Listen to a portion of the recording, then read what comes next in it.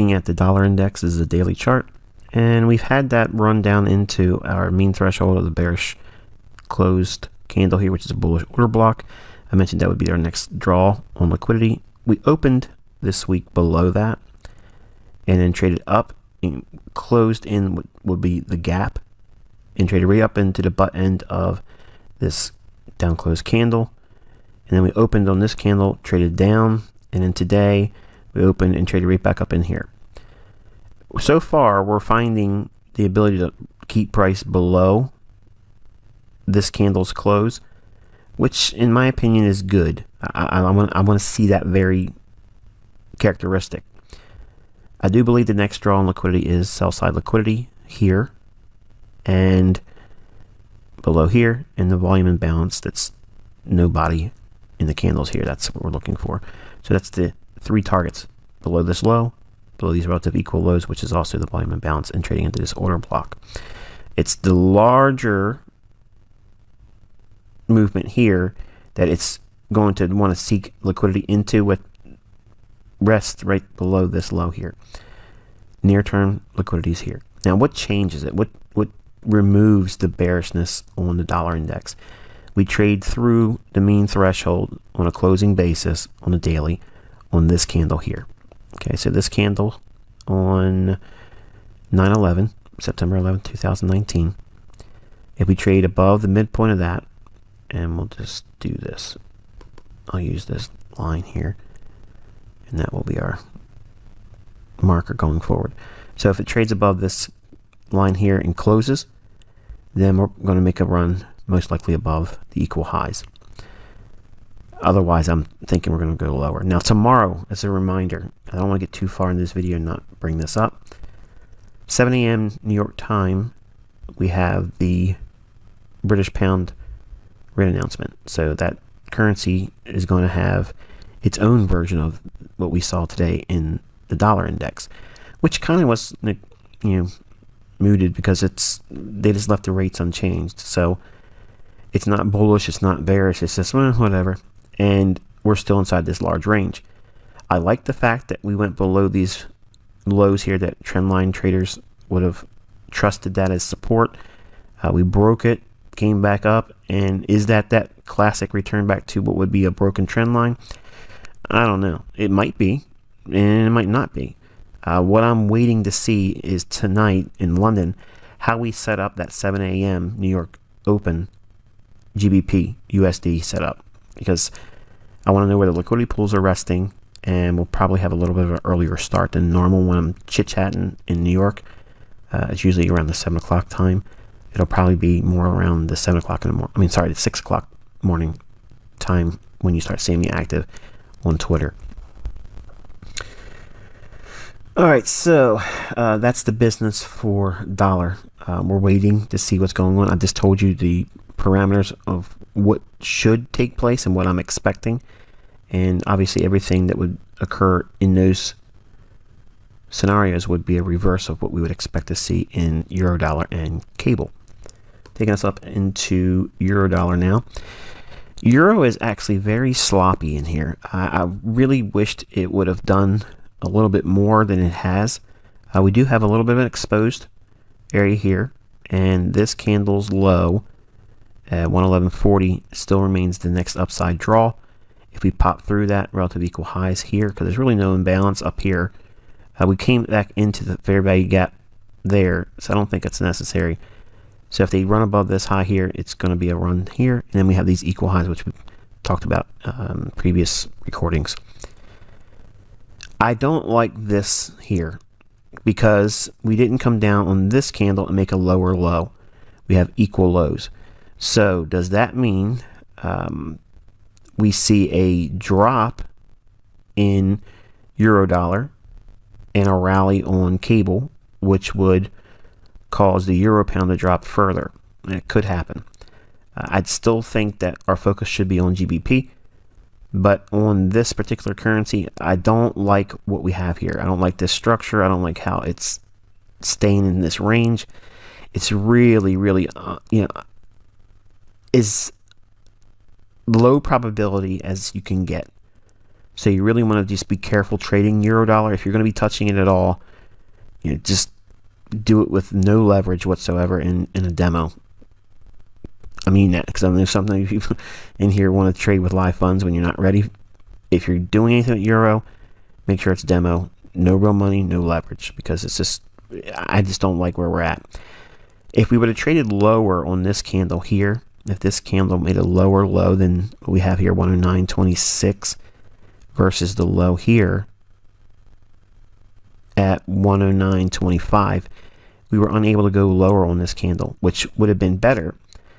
Much in the same way, if you look at the British pound, see how we went lower relative to that low and this lower low? That's nice. We want to see that. Then once we have this swing high broken here, it's a little bit more easier to trust it and then start looking for buy sell liquidity pools and premium arrays to reach for.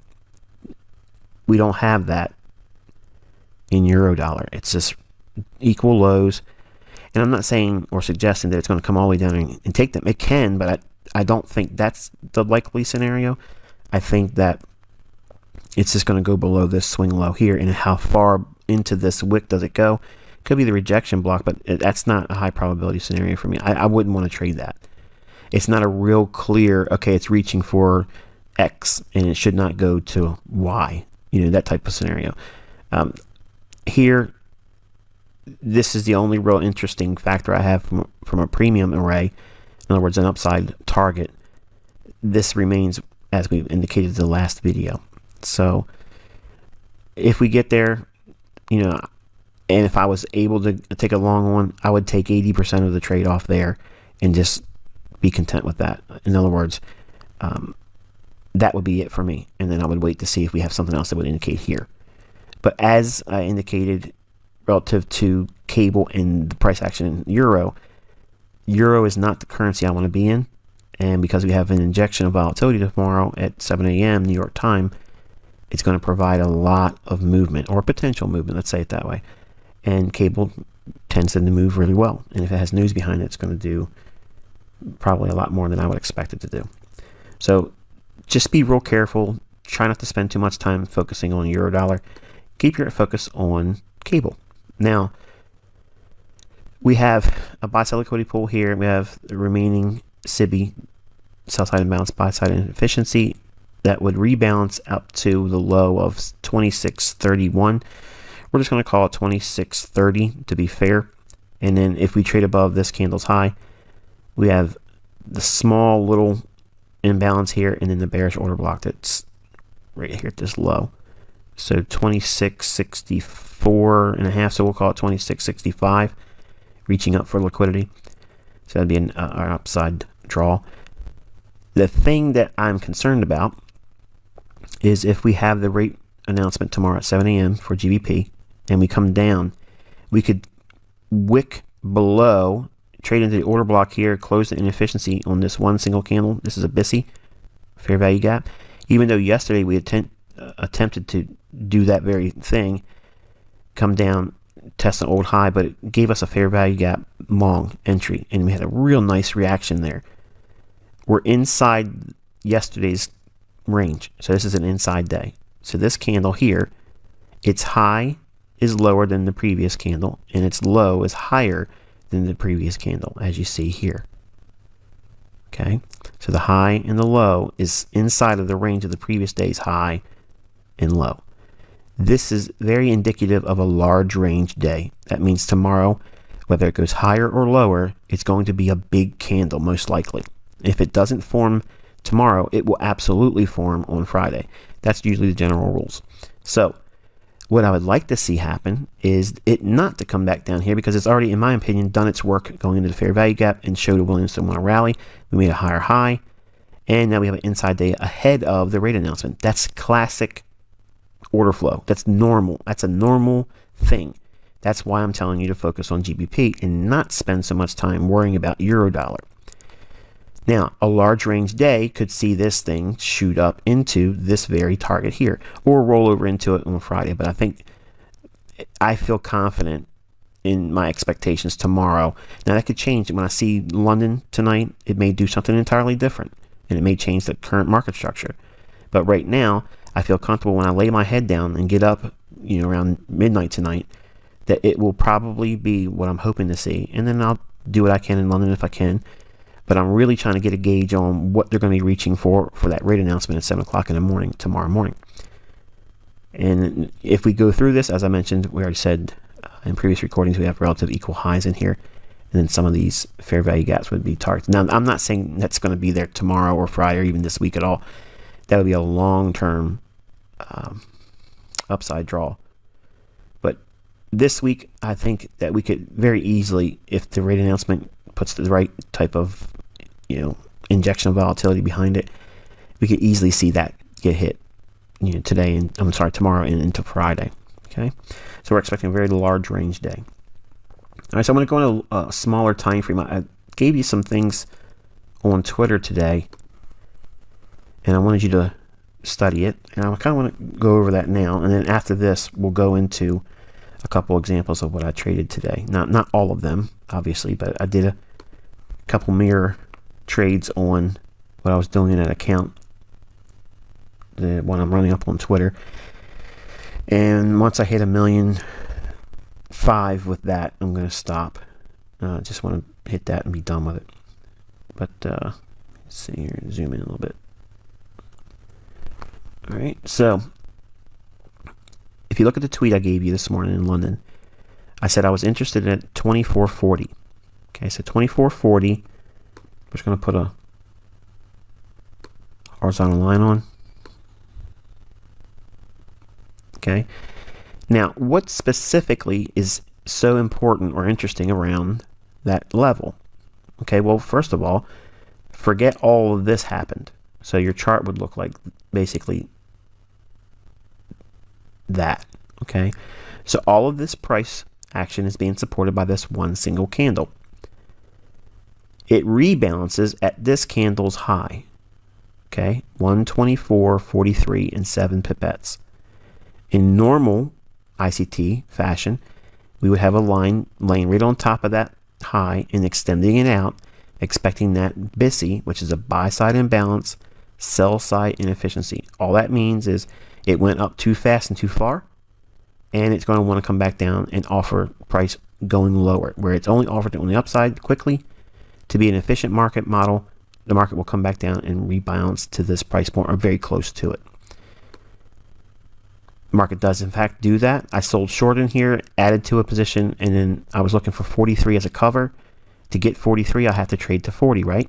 Well, it went down in my feed to a low of 38.6, which is not bad.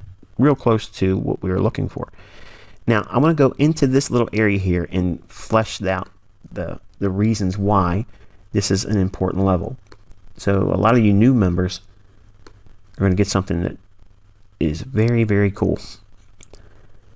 All right, so what I'm looking at here is the wick. Okay, I'm going to zoom in.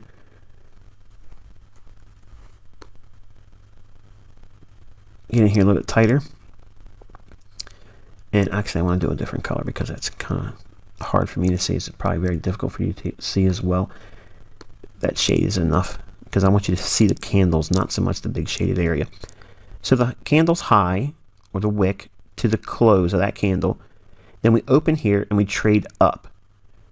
Now what has essentially happened in here is that we had a balanced price range. That means we traded up to this candle's high and then we closed down. So price went up and then down, and then it went up again and left that candle's high. So this whole area that's shaded in, the price range between the candle's open and the candle's high, let me see if I can pop it up here. There you go. The candles close, rather.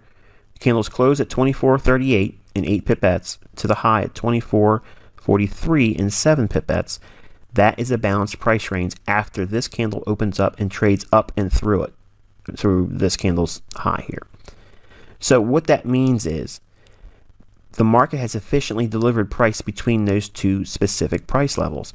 So if we're looking for real support and resistance, this is what it looks like. This candle's close, 24.38 and 8 pipettes. Look at the low here, 24.38 and 6 pipettes. It only went 2 pipettes below this particular candle's close. See that? That is precision. This is a balanced price range. Now, this same concept is the basis of what a fair value gap filling in is, a liquidity void being filled back in, a price vacuum being filled back in, an order block being traded back down to. That same premise of rebalancing is occurring here on other fractals. But this is a particular element or signature that I like to look for. Now, the wonderful thing is you guys watched me do this, and the whole public did too. I mentioned it in advance, telling you that this is the level I like. And it ended up being the low of the day. We have that low in London, and it ran up to a high of 25 and 11 pipettes. I'm sorry, 25, 11, and 6 pipettes, rather. Clearing the rejection block, which is this candle's close. Okay. Overall, I like the market structure that we have here. I think that it still promotes the idea of another leg higher, but we do have relative equal lows here that if they get tagged, we have a fair value gap over here with a bullish order block. How do I know which order block to trade, Michael? It's the order block that has a fair value gap accompanying it. Okay, you're gonna hear me say that a lot because you're in mentorship. Now you've been given that answer multiple times. Please don't ask me in emails because I've given it several locations. So if we trade lower, okay, or if we trade lower first, going into the rate announcement tomorrow, I'm going to be focusing on this fair value gap here in this bullish order block to provide a run on trailed stops, because anyone that went long here and had this retracement and they weathered that today, their stop has now been jammed up right below these equal lows. So what we're looking for in London tonight is if there's a Judas swing that drops initially lower, we're watching these equal lows, this fair value gap to fill in that would rebalance to this high here is 24.24, and this candle's high is 24.25. Easy round, well, not round, but 5 level. We're just going to focus at 24.25. So 24.25, if it trades down to that level here, that would be a scenario for me to look for a potential buy going into the rate announcement at 7 a.m. So I'm not suggesting you do this tomorrow because it's a rate announcement, but I'm just giving you what's in my head. And if I get the scenarios, I'm going to execute on those things if I get supported evidence with the dollar index and other factors I look for in intraday, which you learn about in the day trading and scalping models. So if we don't come below here and we just start ripping into this higher in London, I don't want to see it just barely poke its head above this high here. I would rather see it just ram right through it and then have a retracement back into this wick at New York. And that would be an area where I would expect to see a new leg move higher. Those are the only two scenarios that I like. If either one of them do not form, or I don't think that they are forming, I'm not doing anything until around 8:30 tomorrow. That means the normal routine of New York Open will be established. It'll be post UK rate announcement, and then we can just deal with the price action after all of that. I like to see, again, a lot of momentum, a lot of velocity come into the marketplace. And usually when we have GBP news, it tends to overreact, which is why I like that pair the most. It has the right amount of volatility for me, and when it wants to be noisy, it can be. And I don't mean that to be in a derogatory sense. I like noise. Clearly, you guys can see we like noise intraday, and it speaks to us. So that's what I'm looking for going forward into tomorrow. If I don't get either one of those scenarios, then obviously I'll give you an update on the forum tomorrow evening around 3 o'clock when the bonds close. If we have anything with any new scenario other than what I just outlined here, I'll send it to you by way of a chart and then tweet you the link to take you to the forum, and that way you guys can see it that way. It won't be a video tomorrow, okay? And I think that's going to be... No, let's take a little quick look at gold. I did...